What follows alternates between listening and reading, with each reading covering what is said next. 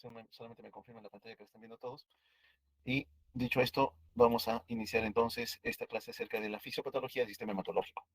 Bueno, saber que la sangre cumple básicamente dos funciones importantes, ¿no? Una de transporte, que ya hemos visto a cada rato, especialmente referido al eritrocito, que es la célula que se va a encargar del transporte de oxígeno a todos los otros componentes celulares que la vayan a necesitar. Estando ella misma, este eritrocito, privado de tener una organela determinante para su propia supervivencia, como es la mitocondria, y también el hecho de que estos eritrocitos no tienen núcleo. Aún así, cumplen esta tarea en forma regular hasta que termina su ciclo de vida y finalmente son manejados por el sistema reticular endotelial. El otro componente importante es el de defensa, ¿no? En la sangre hay células blancas que participan en la defensa de la economía cuando algún tipo de disturbo o lesión, algunas veces y muchas veces en la infecciosa, está ocurriendo y hay que establecer un mecanismo de respuesta. El tercero que no compartí aquí es acerca de la coagulación, repito otra vez porque ustedes tienen una clase especial de esto. Entonces, cuando hablamos del sistema hematológico, estamos hablando de los elementos formes, aquellos que cuando uno coloca una gota en una lámina por tarjeta y hace un barrido, puede identificar a la masa eritrocitaria, a los leucocitos y a las plaquetas. Pero hay otros componentes más que están en la sangre, no son todos, pero determinantes en lo que es su función, factores de coagulación, saber que todos estos, en una u otra condición, tienen un grado de dependencia para células madre que están depositadas a nivel de la médula ósea, saber que las células de defensa se depositan temporalmente a nivel de los ganglios linfáticos, algunas de ellas tienen algún proceso de maduración y selección a nivel del vaso, otros el timo, que no se ha considerado acá. A final de cuentas, en un vaso encontramos no solamente eritrocitos, encontramos las células blancas y también lo que vamos a referir como plaquetas. Muy bien. Entonces, la patología del sistema hematológico puede ser de tipo cualitativo o de tipo cuantitativo. Cuando hablamos de cantidad, puede estar asociado a un incremento, mucho leucocito, mucho eritrocito, mucha plaqueta, o en relación a una disminución en el número. Por tanto, la tarea en demasía o en deficiencia sabemos que no va a ser la más adecuada. La otra es cuando la función, es decir, un desorden cualitativo, hay número suficiente de matías, hay número suficiente de leucocitos, hay número suficiente de plaquetas, pero algo ocurre, no se llega a desarrollar la tarea para la cual estas células ya se habían especializado. Por ejemplo, un leucocito que fagocite a una bacteria, pero no logra destruirla, porque no logra formar un fagolisosoma, condición alto requerida en ese escenario. Entonces, algo a nivel ya del interior de la célula fagocítica está impidiendo completar el proceso. A eso hablamos de un desorden cualitativo. Hay células suficientes blancas, sí, pero la función no se logra concretar. Estos desórdenes, entonces, por incremento, tienen diferentes denominaciones. En el caso, por ejemplo, de los glóbulos rojos, un aumento de la masa eritrocitaria se le conoce como policitemia, aunque algunos quieren abandonar este término porque cuando uno habla de policitemia, está hablando de todas las células que están en la sangre, tanto glóbulo rojo como glóbulo blanco. Mejor sería hablar de eritrocitosis, para referir específicamente a esa familia de células circulantes. En el caso de los leucocitos, la leucocitosis puede asociar a infección, lo hemos visto en un momento, aumenta la serie blanca, a un proceso inflamatorio, a veces un proceso neoproliferativo. En relación a las plaquetas, factores de coagulación, cuando hay un trabajo exagerado, desmesurado, descontrolado, estados de hipercoagulabilidad, ¿no? Una tendencia en la persona que está afectada de esto de formar coágulos. Y la disminución o deficiencia, en el caso de glóbulos rojos, anemia, sí claramente definido. En el caso de los leucocitos, inmunodeficiencia, depresión medular, si es que fuera la fábrica la está afectada, o un estado de hipocoagulación. Aquí vemos un extendido de lámina periférica. Podemos distinguir acá a los elementos a los cuales hacemos referencia, los eritrocitos, ¿no? Ligeramente pálidos, un núcleo central mucho más pálido por la forma que tienen estos. Las células blancas aquí, representadas por los linfocitos, algunos granulocitos más, algunos monocitos. Uno se da cuenta por el gran núcleo que tienen, ¿no? Los linfocitos. Y un citoplasma algo azulado, ¿no? Ahí uno puede identificar que estamos ya viendo algunos linfocitos. Bueno, todos esos elementos formes nacen en la médula ósea, en donde se encuentran las células madre. Estas células madre van produciendo cada uno de estos componentes formes que van circulando en la economía, pero los mismos tienen que sufrir un proceso de maduración. En el caso de los eritrocitos, la eritropoyesis en sí establece que desde la célula madre va a generarse células hijas en donde todavía se mantiene una característica importante, la presencia de un núcleo, el proeritroblasto, ¿no? Una célula de gran tamaño con un gran núcleo, que luego cambia a un normoblasto basofílico por el cambio de coloración en el citoplasma, un normoblasto policromático, luego un normoblasto ortocromático, hasta que llega a formar un reticulocito. Bien, hasta el normoblasto ortocromático notamos la presencia de un núcleo. La célula que le sigue en maduración es el reticulocito, una célula todavía inmadura, pero ya tiene la característica de no tener núcleo. Y finalmente la célula madura que es conocida como eritrocito. Todos ellos se desprenden de las células madre que están posicionadas a nivel de la médula ósea, dado que están expuestas a una serie de factores de estimulación de crecimiento, de multiplicación. Da igual como ocurre con los eritrocitos, también vamos a encontrar lo mismo en relación a las células blancas. Importante el eritrocito porque en su interior existe una proteína en estructura cuaternaria, son cuatro cadenas proteicas que se fusionan para formar la hemoglobina. En el adulto normal, 2 alfa, 2 beta, pero existen otros tipos de hemoglobina que en este caso no vamos a discutir. Lo importante para nosotros es que en cada cadena encontramos la presencia de iones hierro, los cuales lógicamente van a permitir unir a átomos de oxígeno. Y esta es la tarea que esta molécula de hemoglobina va a tener para nosotros, porque va a permitir que podamos capturar el oxígeno y transportarlo a otros lugares de la economía. Eso es un requerimiento muy importante para nosotros. Bueno, las anemias. ¿Cómo se producen los signos y síntomas que habitualmente trae el paciente cuando viene a pedir ayuda, cuando viene a pedir la consulta? En general, la anemia va a tener una representación sintomatológica en base a que ha disminuido la capacidad de delivery, de oferta de oxígeno a la economía. Esto también ocurre en desórdenes funcionales, cuando por alguna razón la masa eritrocitaria está en cantidad suficiente, pero es incapaz de poder liberar el oxígeno como debiera ser. ¿Y cómo ocurre la compensación? Evidentemente, ante la detección de que hay una menor oferta, tiene que haber algún sistema de tratar de que se compense el proceso. Básicamente, referido a lo que es el control de oxígeno y la distribución.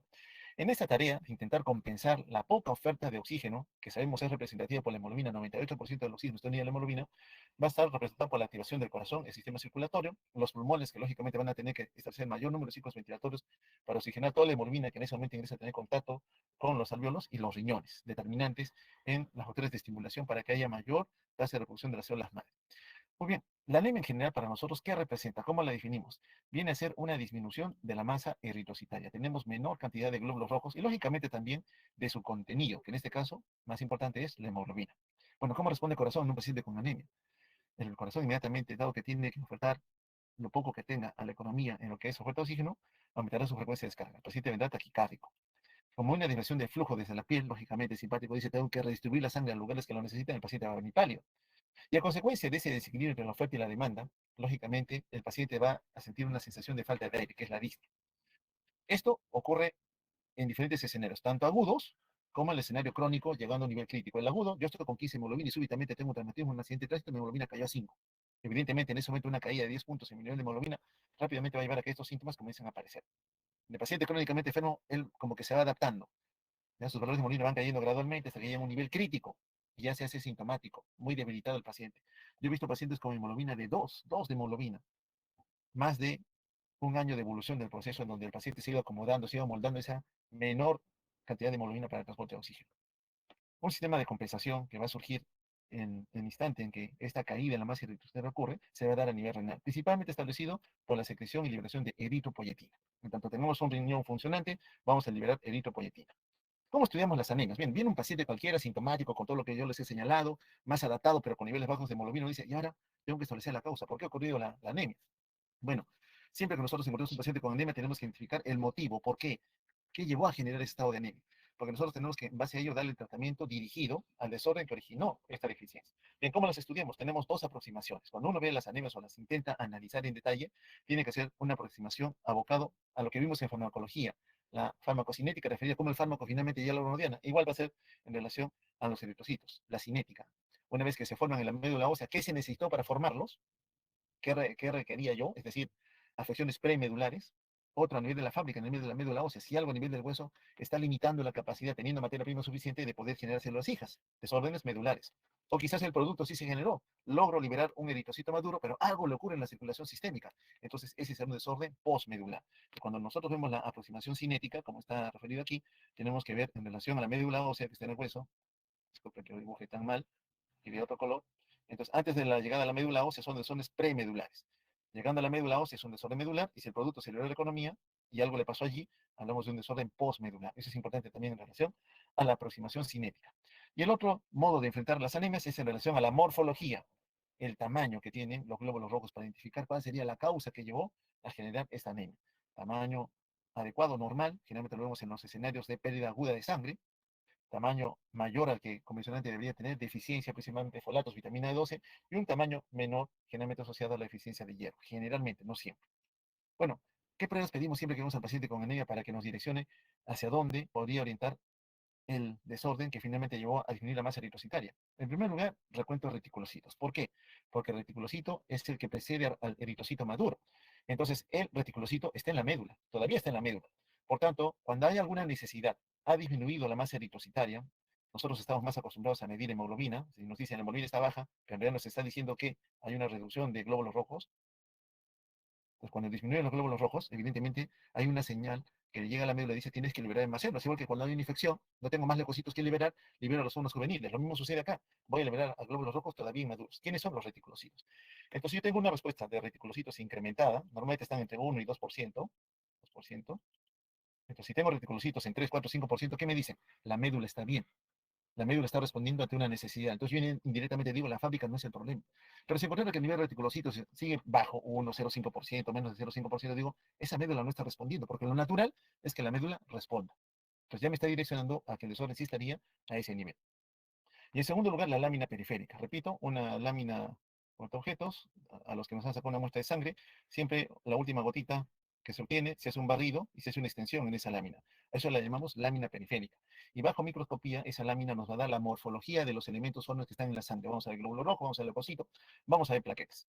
Entonces, esa morfología que puede ciertamente alterarse nos va a orientar, nos va a indicar que algo está sucediendo, que alguna normalidad ha ocurrido en la economía. Por ejemplo, aquí comenzamos a notar a este nivel, perdón, aquí en este corte es una lámina periférica, en donde los glóbulos rojos no tienen la forma normal. Son glóbulos rojos de mayor tamaño y lo que llama la atención son los polimorfos nucleares, con varios segmentos, 1, 2, 3, 4, 5, 6, 7, polisegmentados, ¿no? Generalmente tienen entre 3 a 4 segmentaciones, pero este ya tiene más de lo normal. Típico de la anemia megaloblástica. En la deficiencia de hierro, por ejemplo, glóbulos rojos más pequeños, dismórficos, con una palidez importante, ¿no? La esferocitosis hereditaria, el glóbulo rojo no tiene la forma normal de cóncava, ¿no? Sino más bien más en forma de una esfera bastante circular y definitiva, lo que lógicamente la arriesga a que no pueda atravesar bien la red de capilares a nivel de la microcirculación y sea destruido. Acá por la forma, eritocitosis, acá por presencia de hemoglobina C, lógicamente una hemoglobina, una cadena proteica que no es la normal, no se va a plegar como la que corresponde normalmente a la hemoglobina de un individuo sano. La acantocitosis, glóbulos rojos cuya membrana se ha deformado completamente, típico de las enfermedades crónicas como ocurre en las hepatopatías, por ejemplo. Lesiones valvulares, por ejemplo, por prótesis o algún componente mecánico en el lecho vascular, cuando a alguien le hacen un recambio valvular de las válvulas auriculoventriculares, de la aorta, por ejemplo, se usan algunas veces estructuras metálicas. Entonces, cuando pasan los glóbulos rojos, rozan o chocan directamente con este sistema valvular y son destruidos y deformados. La anemia de células falciformes, ¿no? También hay un desorden en un aminoácido de la cadena beta de la hemoglobina y lleva a que, ante estados de hipoxemia, el glóbulo rojo, que todavía tenía una forma normal, rápidamente cambie a una forma como una hoz, la anemia de células falciformes. Las talasemias también que hacen referencia a deficiencias en las cadenas de hemoglobina. Bueno, entonces la lámina periférica nos ayuda, nos orienta directamente a saber cómo es el tamaño, la forma de los eritrocitos. Bueno, entonces, este eritrocito, lógicamente decía, tiene un ciclo de vida.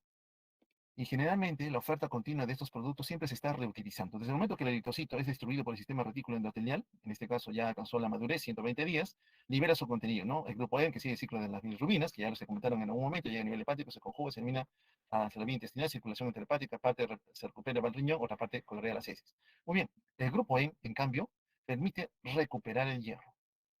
Este hierro es vital para la regeneración del grupo E, para las nuevas células asociadas a los eritrocitos. Entonces puede viajar transportada por la transferrina y depositarse en algunos tejidos con una proteína de almacenamiento que es la ferritina. Y cuando se necesite, se libera a la economía.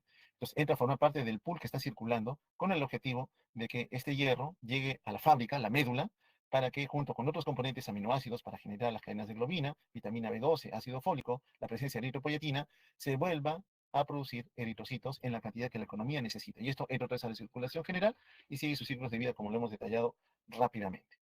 Cumplieron su ciclo de vida. Entonces, lógicamente, esos eritrocitos envejecidos tienen que ser ya cogidos por el sistema retículo endotelial, que característicamente está a nivel del vaso, en donde se van a destruir y van a liberar todo el contenido que hemos referido anteriormente.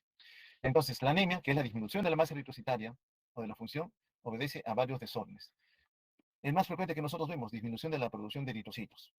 Puede ser secundario un problema en la fábrica, en la médula. Puede ser que el estímulo que nace en el riñón por alguna condición no se está produciendo, habitualmente ocurre en el paciente con daño renal crónico, o puede ser a que falte materia prima. Nos falta vitamina B12, nos falta folato, nos falta hierro. Todo esto ingresa por vía enteral. Significa que la dieta es determinante para garantizar que estos productos lleguen a ingresar a nuestra economía. La otra es cuando el producto, la fábrica lo produjo en la cantidad suficiente, pero algo está ocurriendo después de que salieron de la fábrica. Estamos perdiendo eritrocitos. La pérdida puede ser por sangrado o por destrucción, denominada comúnmente como hemólisis, ¿no? Destrucción de los eritrocitos. El tercer punto es que se están produciendo eritrocitos, pero estos eritrocitos son defectuosos. Algo no permite mantener un equilibrio en relación a la forma vital que estos eritrocitos pudieran tener. Entonces, cuando uno evalúa las causas de la anemia, una frecuente es el daño renal, en donde dejamos de producir una cantidad adecuada de eritropoyetina. Por tanto, no hay el estímulo para que la médula ósea, aún teniendo vitamina B12, folato, hierro, logre producir lo que necesita porque falta el estímulo que es eritropoyetina. En otros escenarios sí hay deficiencia, hay eritropoyetina, pero no hay B12, no hay folato, no hay hierro. Por tanto, los glóbulos rojos se van a producir con ciertas alteraciones características. Al final puede ser que el desorden no sea a nivel medular, sino que el producto, estamos siendo reiterativos, se esté perdiendo, hay algún traumatismo, algún sangrado, mi paciente vomita sangre, defeca sangre, tose sangre, etcétera, etcétera, o algún tipo de destrucción de eritrocitos se está suscitando por alguna condición infecciosa o de repente asociada a algún desorden a nivel de la circulación. Bien, hablaremos de la anemia más frecuente. ¿Cuál es la anemia más frecuente? Aquella que va asociada a deficiencia de hierro. Es la anemia que más vamos a ver, por eso en ella nos explayamos más. Sabemos que el hierro es un elemento vital para varias tareas, no solamente con la hemoglobina, cumple otras funciones más. En el caso de que la hemoglobina esté en valores adecuados, lógicamente, esta va a permitir que el glóbulo rojo tenga ese color, como el nombre lo dice, de color rojo, como lo caracteriza en una lámina periférica. Pero si es que no hay hierro suficiente, el eritrocito se va a tornar pálido, es decir, hipocrómico, y de pequeño tamaño, es decir, microcítico. Entonces, en la anemia ferropénica, los glóbulos rojos son más pálidos y el tamaño se ve reducido. Entonces, hay una reducción en el tamaño del hematíe. El hierro sabemos que es un elemento vital, participa en procesos de oxidorreducción, está presente en enzimas que me ayudan a degradar, descomponer algunos elementos de riesgo, como son los radicales libres, y su metabolismo y cantidad de sangre tiene que tener un sistema adecuado de regulación, que lo vamos a ver posteriormente. Participa en reacciones metabólicas, sí, no solamente el transporte de hemoglobina, también en la transferencia de electrones necesarios para generar ATP.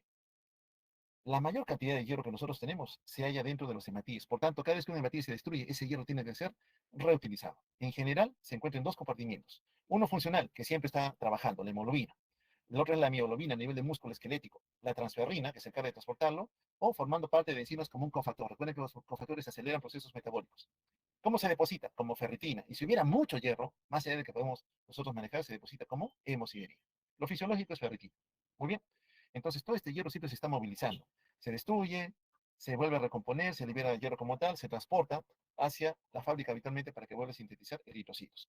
Ahora bien, este hierro tiene algunas particularidades químicas. Tiene la capacidad de poder aceptar y donar electrones. Y se va interconvirtiendo entre la forma férrica, valencia 3, y la forma ferrosa, valencia 2. Esto es muy importante, porque nosotros podemos consumir hierro en forma ferrosa, o hierro en forma férrica.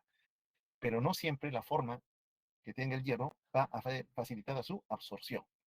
Pues necesitamos saber cómo es que finalmente el hierro se va a absorber a nivel de tubo digestivo, que es la principal ruta en donde podemos recuperar el hierro que se vaya a necesitar.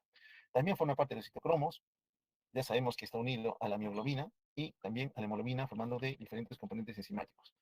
También recordar que el hierro puede dañar tejidos, porque puede favorecer que vaya a generar la generación, repito, de radicales libres, moléculas inestables de oxígeno, que pueden destruir membranas. ¿Cómo nos defendemos del exceso entonces de hierro?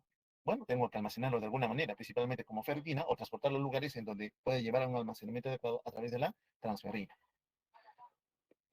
Poca cantidad de hierro está en forma libre. La mayoría del hierro que nosotros necesitamos para que otra vez esté recirculando, formando parte del hematíe, es justamente de aquel hematíe que previamente fue destruido, es decir, se recupera, vuelve a recircular gracias a la generación continua que ocurre a nivel de la médula ósea. Cuando haya necesidad, los depósitos, no sé cuáles son los depósitos, pueden movilizar el hierro que tienen guardado porque hay necesidad en la economía.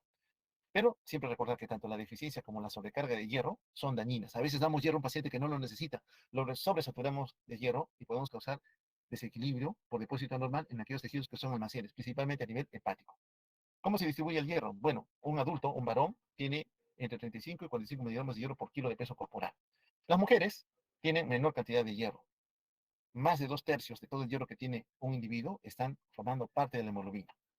Ahora bien, para la captación del hierro, que se puede dar a nivel enteral formando parte del grupo E, muchas veces recurrimos a sistemas de captación que están asociados a la endocitosis.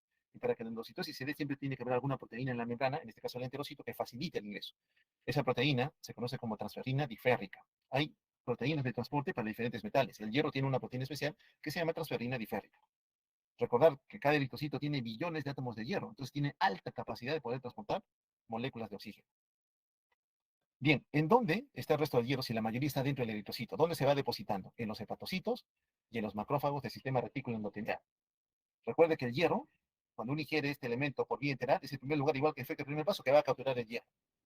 Y los macrófagos son los que lógicamente participan en la destrucción de los eritrocitos, catabolizando la hemoglobina para liberar luego el grupo M y libere finalmente el hierro. Entonces siempre hay un pulso circulante efectivo, que es este que está aquí. La mayor cantidad, miren, 1800 miligramos están formando parte de los hematíes. Cuando este envejece, otra cantidad importante también está dentro de los macrófagos, 600 miligramos. El hierro que ingerimos por la dieta regularmente, al día más o menos, en promedio son 1 o 2 miligramos de hierro, que se absorben a nivel del duodeno, llega a nivel hepático. Y aquí también hay un depósito agregado de 1000 miligramos aproximadamente. La mioglobina concentra 300 miligramos, en nivel de la médula ósea hay 300 miligramos. Alta cantidad depositada y formando parte de elementos formes.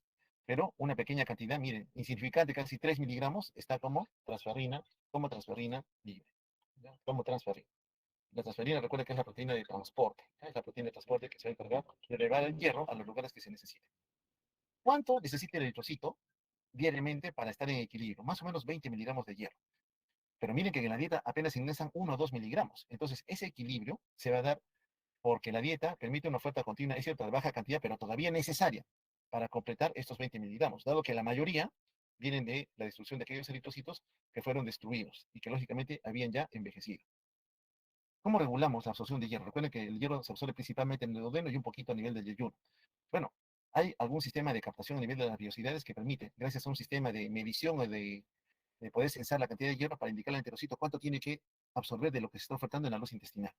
Entonces, este hierro, habiendo necesidad en la economía de que se absorba más, tiene que pasar de la luz intestinal hacia el torrente sanguíneo a nivel plasmático. Por tanto, tiene que haber un mecanismo fino de ingreso de estos átomos de hierro.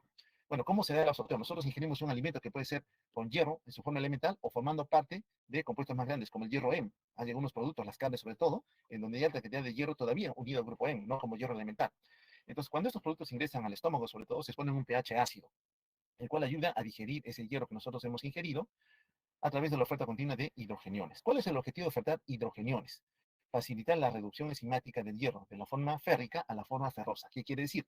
Que es el hierro en la forma ferrosa, valencia 2, la que es absorbible. La forma férrica no se puede absorber. Para eso necesito una enzima expuesta en la luz del enterocito, hasta el borde apical, conocido como reductasa férrica. Una vez que el hierro ingresó con la forma ferrosa o se tuvo que convertir de la forma férrica a la forma ferrosa, recién el transportador de metales divalentes, tipo 1, la va a internalizar hacia el citoplasma del enterocito. Entonces acá está nuestra dieta, oferta hierro en su forma elemental o hierro en la forma de grupo M, sabiendo que para que esté estable esta molécula de hierro necesitamos una oferta continua de hidrogeniones. ¿Quién no es eso? El ácido clorhídrico. La vitamina C, algunos ligandos proteicos también nos facilitan ese proceso. Pero también hay algunos productos que ingerimos en la dieta que pueden bloquear esto. Algunos ligandos que están a nivel de los fitatos o de los fosfatos, ¿no? Que cuando uno los ingiere, los quesos, los legumbres, los cereales sobre todo, pueden limitar la cantidad de hierro que nosotros podamos absorber. Entonces, si yo tengo una anemia por deficiencia de hierro, tengo que evitar que en el mismo momento que estoy ingiriendo el hierro medicado, ingrese también alguno de estos alimentos.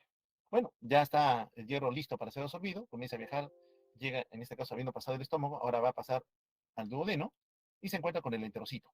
Pero este hierro que llega aquí generalmente es en su forma férrica. Entonces, tiene que convertirse en la forma ferrosa. Y una vez que se convierta en la forma ferrosa, recién esta proteína de transporte de metales divalentes, expuesta en la membrana, va a internalizar el hierro. Lo internaliza y le puede dar dos rutas. Una, este hierro, que se almacene en el enterocito como ferritina, entonces el enterocito almacena hierro, sí, o que la transporte hacia la membrana basal para que otra proteína de expulsión, conocida como ferroportina, saque al hierro en su forma ferrosa hacia el intestino plasmático. Pero antes de que lo haga, esta forma ferrosa se recompone en su forma férrica, gracias a la efastina. La efastina es una proteína similar a la ceruloplasmina. Entonces, va a permitir que el hierro se recomponga en su forma férrica. ¿Por qué es importante esto? Porque gracias a la presencia de la forma férrica, una proteína de transporte conocida como transferrina va a poder capturar al hierro. Puede capturar hasta 2 moléculas de hierro. Entonces, comienza la transferrina a capturar el hierro y lo puede transportar unida a él a los lugares donde se vayan a requerir. Lógico es que algo de hierro también va a circular en su forma libre, pero es la menor cantidad que nosotros podemos tener en algún momento. ¿Y qué ocurre con el hierro del grupo M? Ese que nos dijo que todavía tiene unido el hierro a esos grupos, sobre todo en las carnes rojas, ¿no? Bueno, este se capta de manera diferente. Pareciera ser por un mecanismo de endocitosis también. Entonces, al final de cuentas, el enterocito absortivo va a permitir capturar el hierro y depositarlo temporalmente como ferritina o desplazarlo a nivel de la membrana vasolateral, reconvertido en su forma férrica para unirse a la transferrina. Entonces, todo este camino es el que el hierro, desde que llega a la luz intestinal, convertido a la forma ferrosa, ingresa por esta proteína de transporte de metales divalentes, se deposita como ferritina o pasa a nivel de la membrana vasolateral y gracias a la efastina recupera la forma férrica, ¿no? Eso es lo que habitualmente reconocemos en el hierro que ya ha sido ingerido por nosotros. ¿Cómo se regula, decíamos, la cantidad de hierro que hay que absorber? Pareciera que son tres mecanismos. Uno propio del enterocito que regula según sus depósitos y tiene que absorber más o menos hierro. Otro en relación a nivel de toda la economía. Algún sensor estaría presente en toda la economía, pareciera ser a nivel de la médula ósea, que indica que hay mayor necesidad de hierro, y liberaría algún factor que actuando sobre el enterocito le indique que tiene que movilizar más hierro desde la luz intestinal hacia la circulación. Y otro sería un regulador eritropoyético. La cantidad de masa eritrocitaria que se logra producir, si es suficiente, lógicamente limitaría también la cantidad de hierro que en algún momento se vaya a tener que ingresar a la economía. Pero todos ellos trabajando a nivel del enterocito, favoreciendo el depósito o la liberación del hierro cuando exista alguna necesidad. ¿Qué casos llevan a que la cantidad de hierro que actualmente uno ingiere en la dieta ahora tenga que aumentar su absorción? Generalmente son en todo estado de deficiencia de hierro, principalmente. Nos falta hierro en la economía, lógicamente la orden al enterocito va a ser que absorba más hierro. En esos casos va a aumentar. Pero existen otras condiciones más, las talasemias, las anemias eritropoyéticas, las hidroblásticas. Anemias, por ejemplo, donde el hierro corporal es atrapado, no se suelta, no se libera. Entonces, hay el mensaje de que hay que liberar hierro. Y la única fuente que podemos tener en ese momento es que se absorba más desde el tubo digestivo. Muy bien. Entonces, el hierro, una vez que ingresa a la circulación sistémica, tiene que ser transportado. Y estamos viendo que esto se da gracias a la transferrina. La transferrina se sintetiza en el hígado. Ya sabemos que tiene dos sitios de unión para la forma férrica. En tanto no tenga unido hierro, se conoce como apotransferrina. Normalmente esta transferrina no tiene, sabemos que es una proteína que tiene dos sitios de unión para el hierro. Normalmente no tiene todos los sitios de unión ocupados. Generalmente un tercio de toda la cantidad de transferrina está atareada transportando hierro. Dos tercios tienen sitios libres todavía para seguir transportando hierro. Entonces, no se ha saturado todos los sitios de unión de la transferrina. Bien, este hierro que va circulando con la transferrina, decíamos, tiene que llegar a algunas células diana que lo necesiten. Entonces, tendría que haber algún receptor de la transferrina en esas células diana para que puedan internalizarlo. La mayor cantidad de esos receptores está presente a nivel de los eritroblastos. Está presente en los eritroblastos. Una vez que estas células, con su receptor correspondiente, reconocen la transferina, internalizan al receptor, a la transferina y al hierro dentro de la célula. Eso favorecido por el pH que esté a nivel intracelular.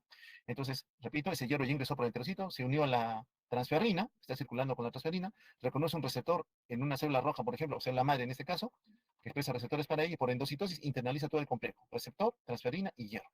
La puede depositar en vesículas de almacenamiento, tal igual como ocurre con los lisosomas. El bombeo continuo de protones permite liberar más átomos de hierro, o de repente mantenerlo todavía internalizado para que cuando haya necesidad, la ferritina, que es la forma de almacenamiento, la libere, ¿no? La libere en forma libre. Recuerden que a nivel celular, el hierro no solamente todo es hemoglobina, hay cascadas metabólicas que necesitan tener hierro libre para generar esa tarea en forma continua. O sea, otros sustratos también lo van a utilizar.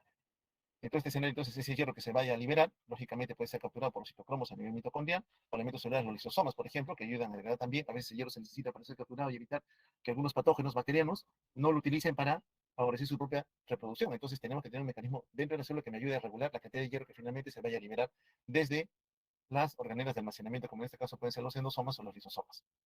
Entonces, decía que la forma en que uno almacena el hierro dentro de las células abocadas a esta tarea, básicamente va a ser, fisiológicamente hablando, bajo la forma de ferritina. Y lo otro, cuando hay en exceso, como hemosiderina. Recordar que el sistema retículo endotelial está presente a nivel hepático, a nivel del vaso y a nivel de la médula ósea. Muy bien, cuestiones importantes en relación a la ferritina y a la transferrina. Ya lo hemos detallado ya solamente para considerar conceptos. La ferritina es una proteína que deposita hierro, ya lo vimos. Está presente en hígado, vaso, médula ósea. Lo hemos visto también en el enterocito. ¿Puede circular de forma libre en el plasma? Sí, pero en poca cantidad. Ahora bien, cuando tengo mucho hierro, la concentración de la ferritina va a aumentar. Es decir, en paralelo, más hierro, más ferritina. Menos hierro, menos ferritina. Van en el mismo sentido, en otras palabras. Entonces, cuando yo tengo poco hierro y sospecho que es anemia ferropénica, puedo pedir dosaje de ferritina. Y si tengo poco hierro, sospecho anemia ferropénica, la ferritina sale baja, es una señal directa de que efectivamente es anemia por deficiencia de hierro. En cambio, cuando tengo alta cantidad de hierro, voy a ver que la ferritina también está incrementada, es señal de que hay sobrecarga de hierro. Es un dato importante. ¿Y qué con la transferrina? Que vimos que solo un tercio de sus sitios de unión están ocupados con el hierro. Ya sabemos que transporta el hierro a los lugares que se necesiten. Ya sabemos que tiene sitios de unión para más hierro, pero no los ocupa todo. A esa libertad de sitios de unión se le conoce como capacidad total de unión al hierro, ¿no?, que tiene la transferrina. Aumenta esa cantidad, es decir, tengo más sitios libres, lógicamente, cuando no tengo hierro. Si tengo poco hierro, la capacidad total de unión al hierro aumenta. Poquito hierro ahí ocupando los sitios, lógicamente que tengo más transferrina para unirme a él. Entonces, cuando yo veo una deficiencia de hierro, ¿puedo pedir también dosar ferritina y capacidad de unión al hierro? Sí, porque si tengo deficiencia de hierro, lo esperado es que la transferrina tenga hartos lugares para poder unirse al hierro. Entonces, la capacidad de unión al hierro total está incrementada. Y con la ferritina, ya les dije, el hierro bajo va también con ferritina baja, van de la mano, ¿no? Eso me orienta a decir que esa anemia es por deficiencia de hierro. Entonces, desde el enterocito, aquí empieza el proceso, se da el equilibrio final para mantener la concentración de hierro necesario para que diferentes órganos de la economía comiencen a almacenarlo y luego sean ofertados a aquellos órganos, principalmente a nivel de la médula ósea, encargados de sintetizar masa eritrocitaria. El exceso de hierro puede irse depositando en algunos órganos importantes, músculo cardíaco, músculo esquelético, a nivel hepático. Entonces, cuando tenemos demasiado hierro, esas células que almacenan hierro van a trabajar mal porque lo están acumulando en mayor cantidad a la que habitualmente ellos deberían poder almacenar. Entonces comienza ya a presentarse daño y disfunción de los órganos que están almacenando hierro en abundancia. En general, entonces, nosotros requerimos no solamente reutilizar los glóbulos rojos que hemos producido a nivel medular, sino también ofertar la brecha negativa que se tiene a través de la dieta regular con hierro. Entonces, el hierro que se va a absorber a nivel del duodeno, principalmente un poquito en el yeyuno, llega a nivel hepático, donde se sigue almacenando una parte y otro se libera de transporte con lo que es la transferrina. Entonces, ese camino, lógicamente, la dieta es determinante. Tengo que tener una oferta continua de hierro. Tengo que tener un tubo digestivo a nivel de estómago, oferta de ácido clorhídrico, a nivel de enterocito, vellosidades que tengan expresión de esas enzimas que reducen el hierro, otras que permiten la internalización del mismo y luego la expulsión a nivel de la membrana vasolateral, el depósito como ferritina en el enterocito o el transporte como transferrina a nivel de la economía. Cualquier disturbio que ocurra en este escenario llevará a una deficiencia de hierro. No quiero alimentos ricos en hierro o hierro de forma farmacológica, lógicamente estoy creando brecha negativa.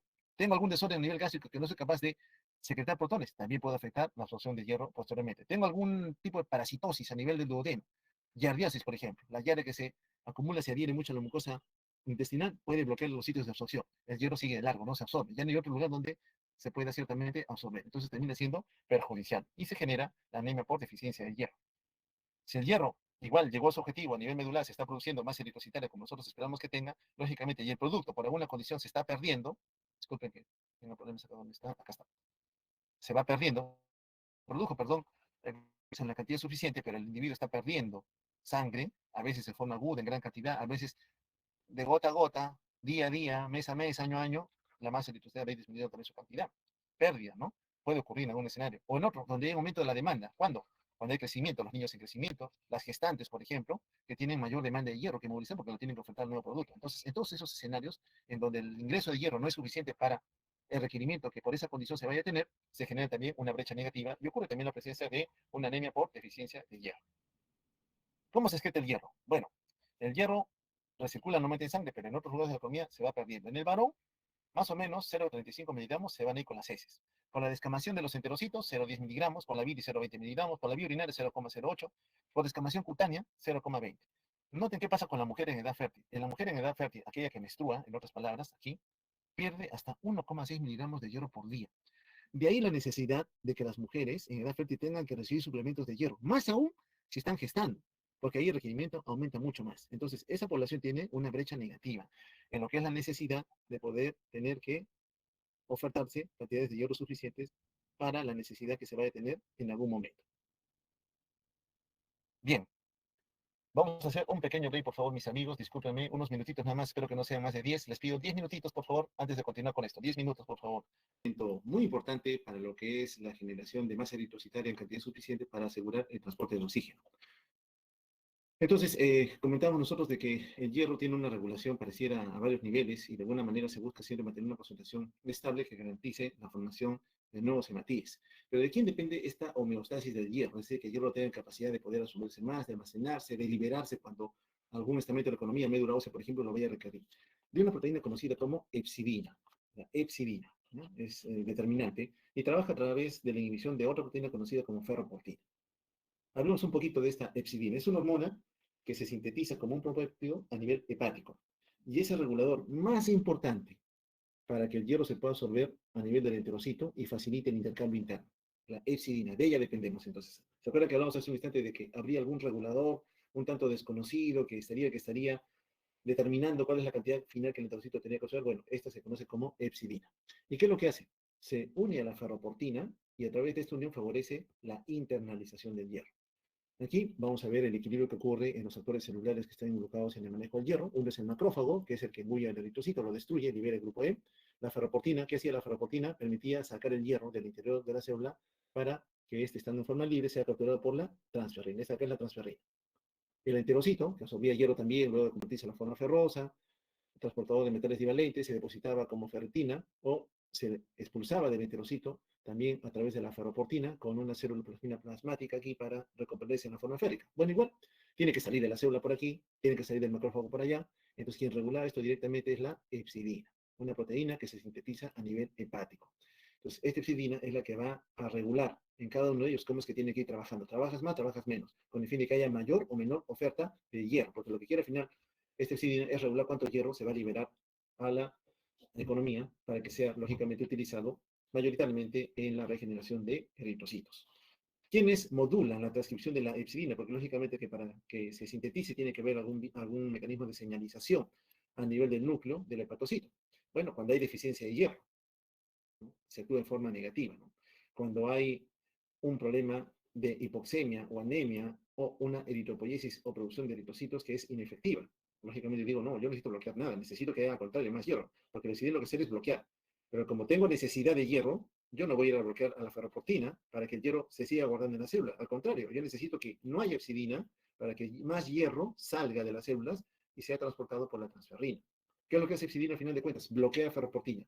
Impide que esta ferroportina saque al hierro de las células para devolverlos a la economía con el fin de que sean transportados por la transferrina. Pero como tengo necesidad, lógicamente epsilina debe suprimir su síntesis. En cambio, cuando tengo depósitos de hierro incrementado, tengo un proceso inflamatorio, tengo que guardar el hierro, ¿no? Generalmente es un mecanismo de regulación del crecimiento de algunos patógenos que probablemente vayan a ver ustedes en lo que es inmunología. Entonces, ferritina y transferrina para nosotros son determinantes en el estudio del paciente con anemia ferropénica. Hay un tipo de anemia que transcurre en largo tiempo, conocido como anemia de las enfermedades crónicas. Aquí, característicamente, en el caso de anemia por deficiencia de hierro, sabemos ya que poco hierro va de la mano con ferritina, menos ferritina.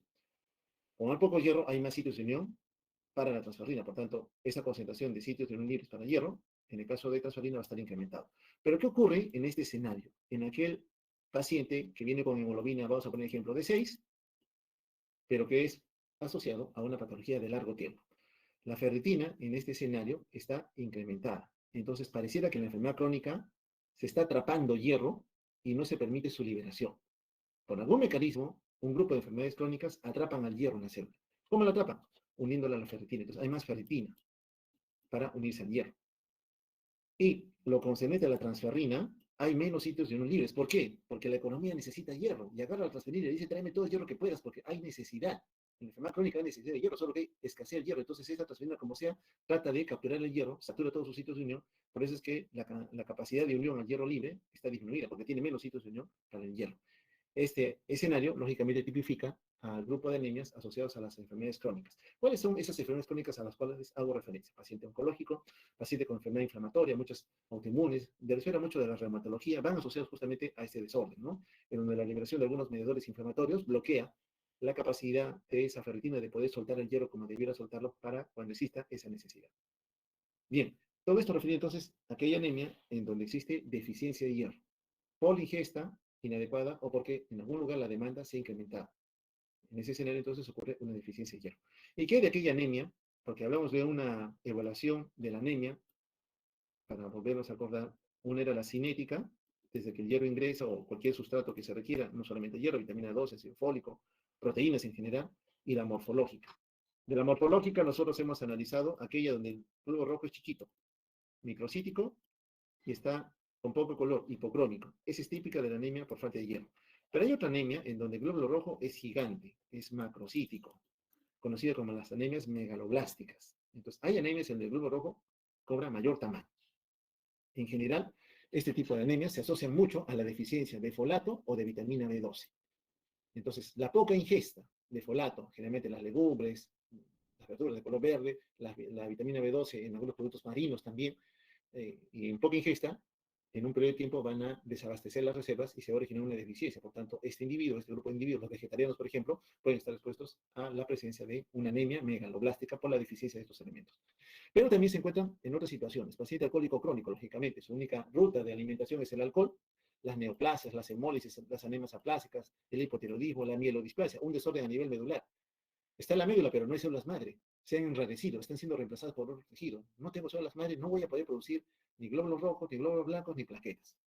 Enfermedades pulmonares obstructivas crónicas, en donde por la condición propia de ellas hay una tendencia a generar hipoxemia, lógicamente hay una mayor demanda, ¿no? El embarazo también aumenta la demanda. Hepatopatías, lógicamente, el desorden hepático como parte de las enfermedades crónicas. A veces es por ingesta de un fármaco que ocurre la deficiencia, ¿no? Y se ingiere en forma normal, pero estos fármacos bloquean algunas vías metabólicas en donde el folato, sobre todo, tendría que sufrir fenómenos de interconversión que lleven a generar más ácidos nucleicos. Los folatos favorecen la generación de ácidos nucleicos. Su deficiencia, por tanto, hará que haya menor capacidad de generar estos ácidos nucleicos que clásicamente se almacenan en el núcleo. Entonces, cualquier drogas, acetoprina, anticonvulsivantes, como la fenitoína, pueden inducir este tipo de desórdenes. Está cargada acá la diapo por tanta información, sí, pues en el caso de vitamina B12, rápidamente lo diremos, ingresa por vía enteral, a nivel del cubo gástrico se oferta factor intrínseco, se necesita factor intrínseco para que la vitamina B12 forme un complejo con él y comiencen a viajar por el intestino. No hasta el duodeno, como ocurre con el hierro. Ese complejo, factor intrínseco, vitamina B12, tiene que llegar hasta el ilion terminal. Aquí en el ilion terminal permite la translocación del complejo factor intrínseco cobalamina, que es la vitamina B12, para que sea transportada por una proteína de transporte, ya hacia el torrente sanguíneo y llevarlo a los órganos de la economía. Poco pesada, acá más resumido. Entonces, normalmente nosotros ingerimos muchos productos. En nuestra dieta consumimos, sí, vitamina B12, consumimos, sí, ácido fólico.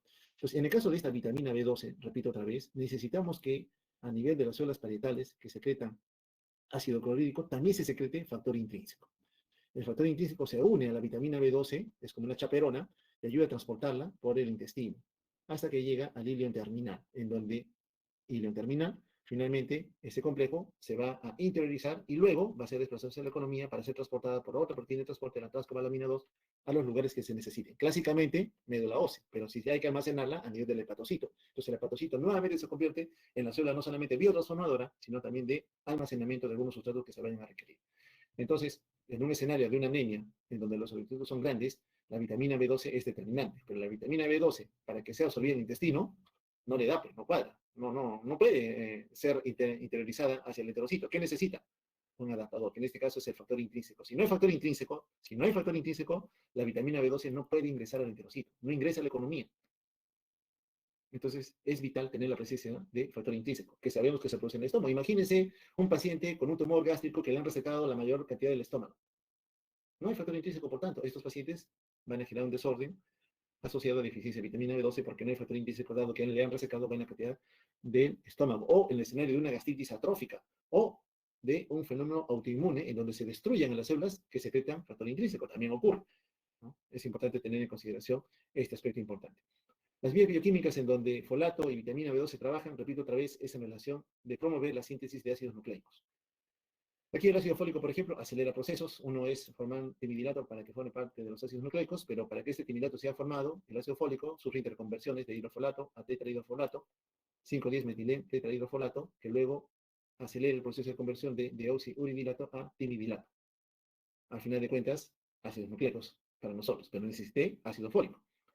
Ahora, este tetrahidrofolato también ve favorecido su conversión gracias a la presencia de vitamina B12. Entonces, hay algún grado de cercanía entre la vitamina B12 y el ácido fólico para poder garantizar la síntesis de ácidos nucleicos, sí. Pero para ello, lógicamente, tiene que permitirse su absorción al interior de la célula y de la célula pasar al componente plasmático. Entonces, cuando hay deficiencia de folatos, deficiencia de vitamina B12, evidentemente, ¿a quién vamos a afectar? A la capacidad de poder generar ácidos nucleicos. Afectamos al ADN. Si los niveles evidentemente son inadecuados, entonces la producción de eritrocitos va a ser inapropiada. Inapropiada. ¿Qué ocurre cuando hay deficiencia de estos dos componentes? Se liberan prematuramente los glóbulos rojos. Y hemos visto, la célula madre tiene un tamaño, la célula hija es un tamaño algo menor, va reduciendo el tamaño hasta que llega al reticulocito y finalmente a la hematía como tal. Entonces, en este escenario se liberan prematuramente las zonas juveniles, ¿no? Se van liberando, pero como tienen mayor tamaño, arrastran este rasgo característico de la anemia megaloblástica. Y el otro agregado es que los polimorfos nucleares, acá están viendo otro, está polisegmentado, lo que vimos también en una diapo donde podíamos ver nosotros cómo estos polimorfos nucleares tienen 1, 2, 3, 4, 5, 6, 7, 8, 9, 10 segmentos. No es normal. Encuentras glóbulos rojos grandes y polimorfos nucleares polisegmentados. Tu primera sospecha viendo la lámina periférica, esto es una anemia megaloblástica. Entonces, la hipersegmentación soporta o apoya más el diagnóstico de que había deficiencia de alguno de estos dos componentes. En el escenario de vitamina B12, esta vitamina B12 también desarrolla otras tareas más determinantes cuando uno ve un paciente con deficiencia de consumo de vitamina B12. Puede haber compromiso a nivel del sistema nervioso central, o sea, otros hallazgos, no solamente la anemia con eritrocitos grandes, estado mental alterado, efectos de el estado de conexión o de la esfera cognitiva superior. Puede haber atrofia óptica, alteraciones en la visión, el percibir los olores, el gusto, por ejemplo, inflamación constante a nivel de la lengua, ¿no? Una glositis que habitualmente puede asociarse. Si ocurre esto en las primeras etapas de nuestra vida, lógicamente va a haber dificultades en el desarrollo psicomotriz, ¿no? Para estos pacientes. Entonces, la deficiencia puede tornarse grave en las consecuencias que a nivel de desarrollo del sistema nervioso central podrían ocurrir. En la mujer también se asocia a infertilidad. a nivel medular. Las vías sensitivas, sobre todo de regulación autonómica, se pueden perder, ¿no? En el paciente pueden aparecer sensaciones anormales o trabajo autónomo incompetente. Defeco cuando no debo defecar, orino cuando no lo debo hacer. No soy capaz de poder regular la capacidad de poder retener orina o de no defecar como habitualmente sucedía con nosotros, ¿no? Eso por compromiso a nivel medular. Pero eso lo van a ver más adelante. Solo un ejemplo, que la deficiencia de vitamina B12 no solo se concentra en afectar la producción de masa eritrocitaria, sino que también tiene otras manifestaciones sistémicas, ¿no? Bueno, acá lo más característico a nivel de sangre, en la lámina periférica, repito, es un neutrófilo hipersegmentado, muy característico de la anemia megaloblástica. Entonces, ¿cuáles son las causas de deficiencia de folato de vitamina B12? En primer lugar, la ingesta inadecuada. Ingiere poco. No solamente el alcohólico, no solamente el desnutrido. Puede ser también que se trate de un paciente anciano sin piezas dentarias. Entonces, ¿cómo le vamos a garantizar a ese paciente que consuma lo que requiere si no tiene las piezas dentarias para iniciar la masticación y poder favorecer que esos micronutrientes, esos oligoelementos puedan ser adecuadamente absorbidos? Afectamos netamente la capacidad de absorber materia prima para sintetizar masa eritrocitaria. Demanda incrementada, igual como en la anemia por deficiencia de hierro, en el embarazo, en las neoplasias. ¿Por qué? Porque las células se están multiplicando a gran velocidad y necesitan sustratos. ¿Qué? ¿Para qué? Tienen núcleo también esas células neoplásicas. Por tanto, te piden que tenga vitamina B12, ácido fólico, porque necesitan también sintetizar sus ácidos nucleicos. Entonces, ellas se roban todo lo que es vitamina B12, ácido fólico, y depriven a las células sanas, entre comillas, de estos sustratos altamente requeridos. Problemas en la absorción. Bueno, ingieres bien, comes bien, pero un problema en la absorción, sobre todo hilo terminal, determina que no es absorbe lo que se requiere. Por ejemplo, que a veces una cirugía intestinal le resecaron todo el hilo terminal.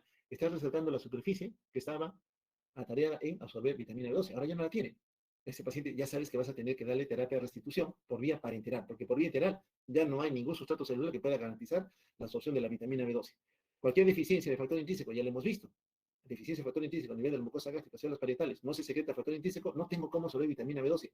Así le ingieres en cantidades adecuadas. No tienes factor intrínseco, no vas a poder entrar al enterocito. Esto es típico de la, tipificado como anemia perniciosa, ¿no? Un desorden autoinmune donde se destruyen las células parietales, no hay factor intrínseco, entonces no hay forma de que la vitamina B12, repito, a nivel de línea terminal se pueda absorber. Otras drogas que causan una deficiencia porque alteran la conversión del folato es el metotrexate, utilizado en reumatología muchas veces en enfermedades autoinmunes, artritis reumatoide, por ejemplo, para limitar la respuesta inflamatoria, ahí nos pueden ser ciertamente útiles. Entonces, desde el momento que nosotros ingerimos alimentos, desde que los ponemos a un medio ácido, al factor intrínseco, hasta el viaje que tiene que tener hasta el hilo terminal, en donde tiene que existir proteínas de transporte a nivel de la membrana apical y otras a nivel de la membrana vasotelar y otro transportador, 80% va unida al transportador de cianocobalamina, lógicamente nosotros podemos perjudicar la cantidad final de vitamina B12 que va a llegar a las células que lo vayan a necesitar.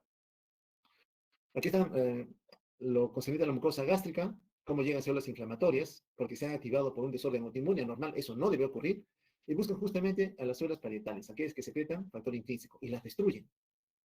En la anemia perniciosa hay destrucción de las células de la mucosa, pero específicamente las células parietales. Entonces va a ocurrir una atrofia de la mucosa gástrica.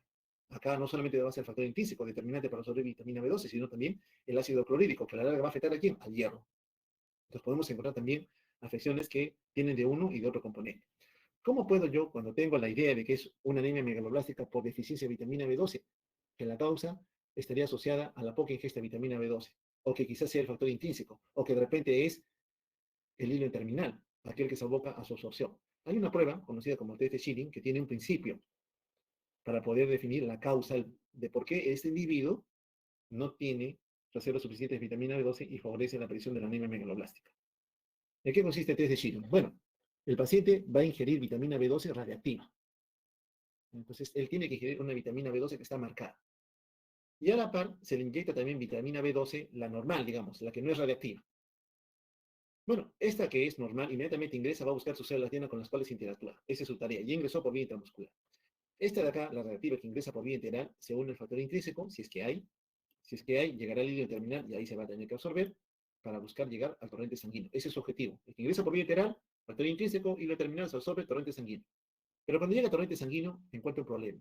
Las células diana están ocupadas por la vitamina B12, esta de acá, no radiactiva. Ya están ocupadas. Entonces, ¿qué hace la vitamina B12 marcada? Porque la radiactiva es la que no tiene cómo interactuar con las células. Se elimina por la orina. Eso es lo que va a suceder. Se va a eliminar por la orina. Aquí está el test de Schilling. Entonces, al paciente se le inyecta una dosis de vitamina B12 no radiactiva, disculpen por este defecto aquí, no radiactivo, y a la par ingiere también vitamina B12 radiactiva. Esta es radiactiva. Ingresa, llega al estómago, se une al factor intrínseco, viajan hasta el hilo terminal, y en el hilo terminal, vitamina B12 y factor intrínseco ingresan a la circulación sistémica.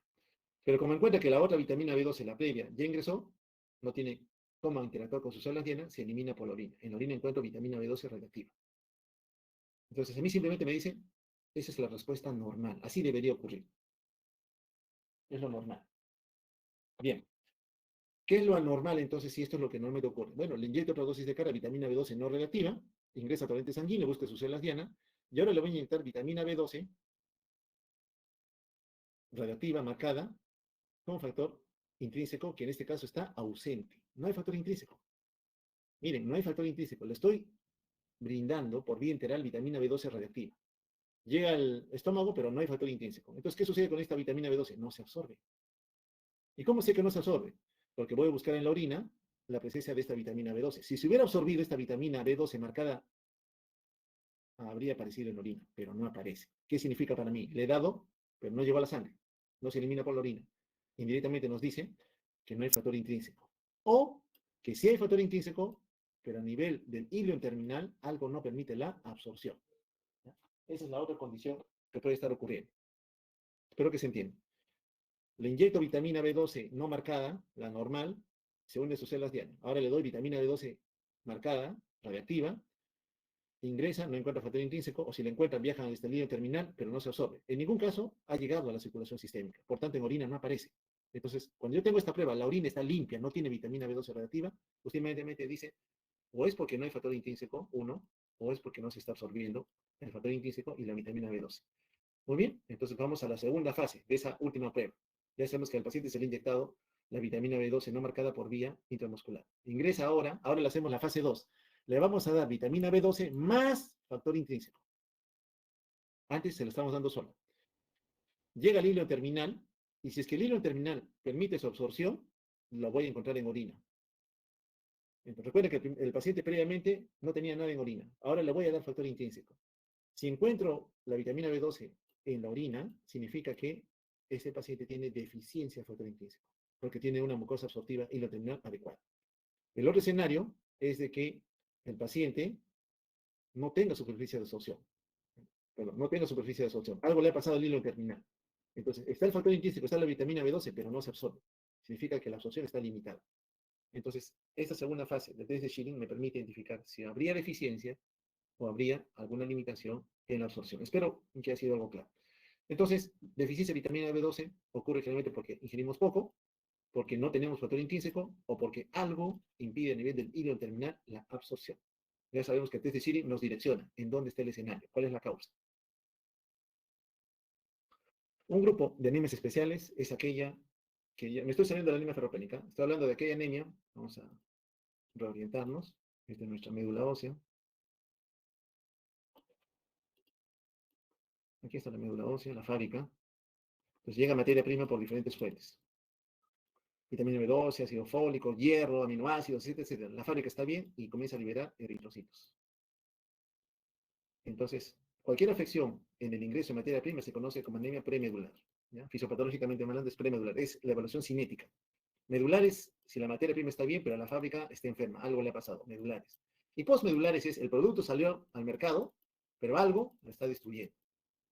Anemias por destrucción de hematíes. Esas son las que vamos a ver solamente aquí. ¿En qué casos perdemos hematíes?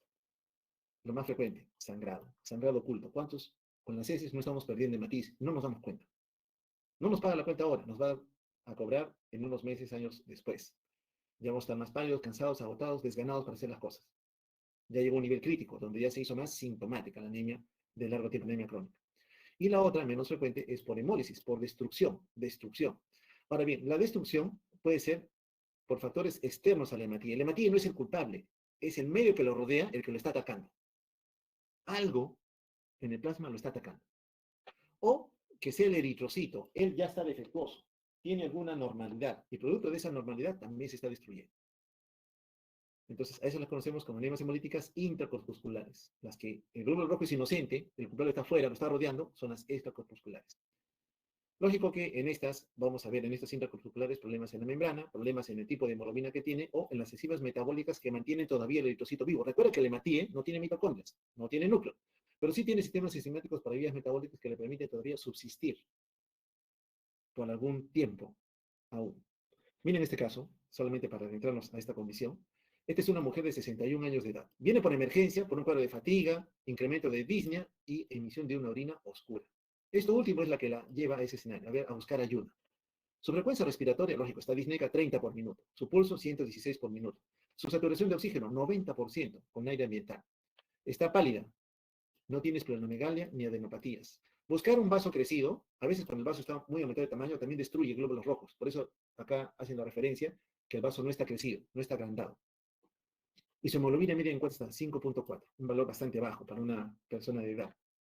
Su hematocrito 16%, el tamaño del glóbulo rojo algo incrementado, 103 femtolitros. Sus leucocitos son normales, vale decir, solamente la serie roja es la que está comprometida. Reticulocitos, 15.7%. Ya hemos dicho, reticulocito incrementado nos dice, en forma indirecta, la médula está bien. Al contrario, está trabajando más, tratando de ofertar más glóbulos rojos, pero en este caso inmaduros. Su nivel de bilirrubina total está en 9.7. Recuerda que la bilirrubina viene del metabolismo del grupo M. Entonces, que esté incrementada indirectamente, si es que es indirecta sobre todo, nos indica de que sería por algún fenómeno de aumento en la oferta. La lámina periférica, importante siempre hacerla, revela microesferocitos. Glóbulos rojos pequeñitos, pero en forma de esfera, que no es normal. Le hacen un test de antiglobulina, test de Coombs, el cual sale positivo para inmunoglobulina G y algo para la fracción 3D del complemento, que espero hayan visto ya en inmunología, inmunidad innata. Y las pruebas de laboratorio muestran pan-aglutinina. Al final de cuentas, ¿qué nos dice? Es una paciente que ya está viviendo por un cuadro de anemia. Severa por el valor, 5.4. Clínicamente, luce pálida. Su sistema de compensación ya se activó, lo que vimos también en algún momento. La orina oscura. La orina oscura, la orina rojiza, vino tinto, uno dice es sangre, y no siempre es sangre, porque es sangre serían hematíes, pero a veces es un componente de la hematía, llamado hemoglobina, el que se elimina por la orina. Puede haber hemoglobinuria. La hemoglobina es de color rojo, entonces también te va a pintar la orina de ese color, y parece sangre, pero es hemoglobina. Pero recuerda, y eso se debe al hierro. ¿Qué otro elemento más tiene hierro? Estoy haciendo un paréntesis por si acaso. ¿Qué otro elemento más tiene hierro en nuestro cuerpo? El músculo.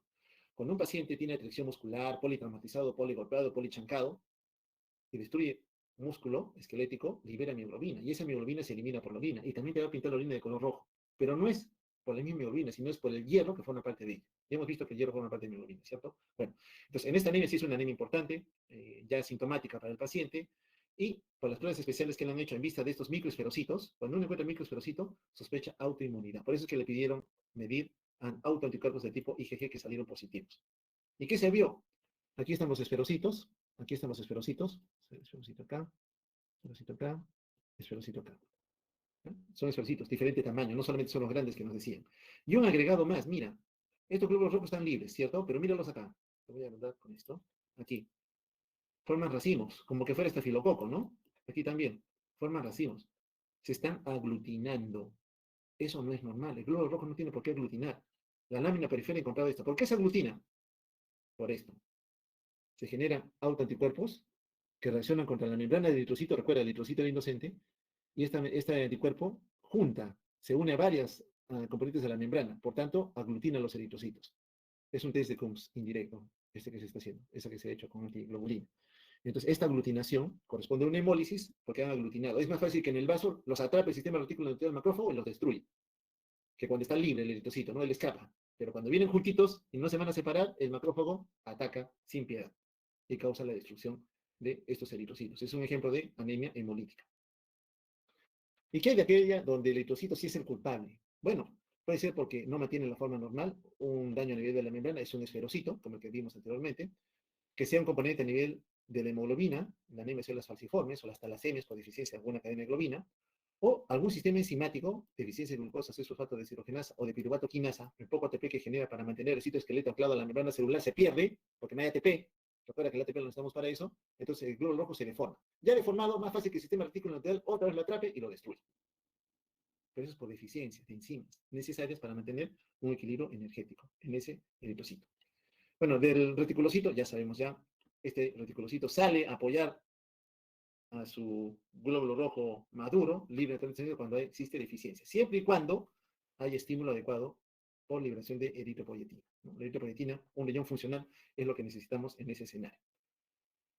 Cualquier estado entonces que afecte la oferta continua de materia prima, hierro, folato, vitamina B12, eritropoyetina, falla a nivel medular, va a afectar la producción de glóbulos rojos.